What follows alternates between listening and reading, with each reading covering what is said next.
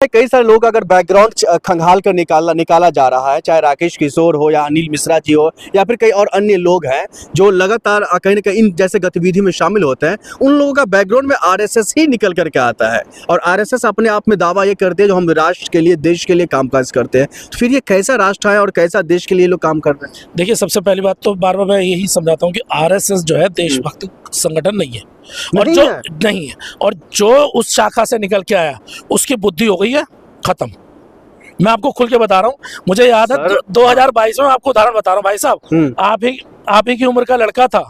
मैं 2022 में उत्तर प्रदेश चुनावों के अंदर मैं गया था, ये अपना क्या नाम है इसका, गढ़मुक्तेश्वर के सियाना के बीच में हम थे। वहां पे हमने एक लड़के से पूछा था कि भाई क्या हालचाल, क्या माहौल चल रहा है, किसको वोट करोगे आप, है ना, जैसे बातचीत होती है।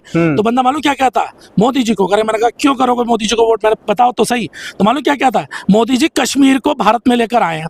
तो मैं कहा मोदी जी कश्मीर को भारत में लाए, तो मैंने कहा वो तो पहले से कह रहे नहीं, 2014 में कश्मीर भारत का अंग बना, उससे पहले कहाँ था, कांग्रेस के समय में तो वो तो पाकिस्तान का अंग था। अब आप अंदाजा लगाइए, जो शाखा से निकले हुए बच्चे आपकी उम्र के, सिर्फ आपकी उम्र, ज़्यादा आपकी उम्र है नहीं, मुश्किल कितनी 20-22 साल, 22 साल 23 साल इतनी होगी।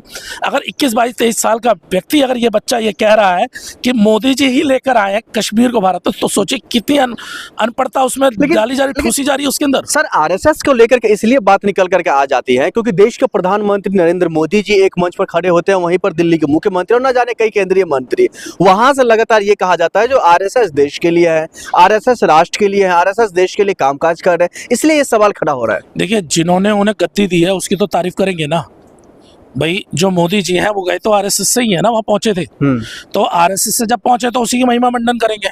और देखिए, ये लड़ाई मैं आपको पहली बात आपको क्लियर कर देता हूँ, गद्दी से ज्यादा लड़ाई विचारों की लड़ाई है। ये विचारों की लड़ाई चल रही है जहां पे आरएसएस अपनी विचारधारा को ऊपर हावी करवा रहा है और वो विचारधारा मनुवाद की विचारधारा, जहां पे सिर्फ सबसे पहले जो वर्ण व्यवस्था होती है, जो 4 वर्णों बार बार हम कहते हैं, ब्राह्मण, क्षत्रिय, वैश्य और शूद्र, उसी की परिसंकल्पना लेके ये लोग काम कर रहे हैं।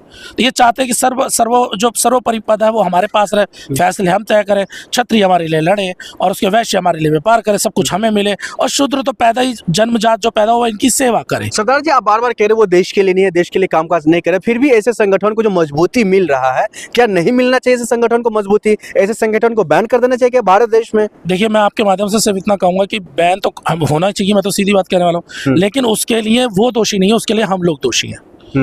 कैसे? क्योंकि हम लोगों ने जब डॉक्टर बाबा साहब अम्बेडकर ने जब इस देश का संविधान बनाया था तो एक ताकत आपके हाथ में दी थी, वोट का अधिकार। उनका भी एक ही वोट है, हमारा भी एक ही वोट है, लेकिन उनका वोट ईमानदारी से अपने धर्म के नाम पे पड़ जाता है, उनका वोट उनके समाज के लिए उनका वोट पड़ जाता है। लेकिन हमारा जो वोट है ना, 1 नोट 1 बोतल और 5 किलो राशन के नाम पे डल जाता है। हम अपने बच्चों के भविष्य, एजुकेशन के लिए बात नहीं करते हैं, हम लोग अपने बच्चों की शिक्षा, रोजगार के लिए बात नहीं करते। हम कहते हैं कि 5 किलो राशन मिल जाए। अरे मूर्खो, अगर तुम्हारा बच्चा काबिल बन गया तो 5 किलो राशन नहीं, 50 किलो राशन हर महीने घर में रख देगा। सर, इससे पहले भी सरदार वल्लभ भाई पटेल जी ने जो है आरएसएस को बैन किया था, उसके बाद आरएसएस ने अपने तरफ से एक लेटर और जो है बयान जारी किया था जो हम किसी भी राजनीतिक पॉलिटिकल पार्टी में हम गतिविधि नहीं रखेंगे, और अभी खुलेआम हो रही है ये चीजें। फिर क्या मतलब, या तो उनका अब मतलब कहीं ना कहीं अवमानना की गई है, या फिर नहीं तो फिर अभी चल रहा है जो इस देश में चल रहा है? देखिए, राजनीति का एक नियम होता है, उसमें इन्होंने क्या करा कि पहले तो इन्हें पता इनकी सरकार नहीं है, तब माफी मांग ली। आज उनकी सरकार है तो वही काम उन्होंने खुले में कर दिया, क्योंकि उन्हें पता उनका बिगाड़ने वाला तो कोई है नहीं। मोहन भागवत ये लगातार दावा यही कर रहे हैं ना, जो हम देश के लिए, हमारे लिए सब जाति, सब धर्म, सब लोग एक जैसा और एक सम्मान है। सर, मैंने आप पहले ही बताया कि दिखावा है वो उनके लिए। भागवत जी दिखावा कर रहे हैं। सर, दिखावा है सारा ये जो मैंने बार बार कहता हूँ, हमारे देश में एक बात क्लियर है, हमारे रक्त के अंदर एक चीज ऐसी है जो जाति है, वो कभी जाति ही नहीं। तो यहाँ पे कहीं ना कहीं ये देश जाति प्रधान देश है और यहाँ पे जाति का वर्चस्व है। प्रधान देश को आप जाति प्रधान नहीं प्रभु, यहाँ कृषि प्रधान नहीं। आपको एक बात खुल के कह रहा हूँ कि आप गांव में जाओगे वहाँ आपको किसान मिलेगा, लेकिन यहाँ हर घर में जाओगे आपको जाति मिल जाएगी।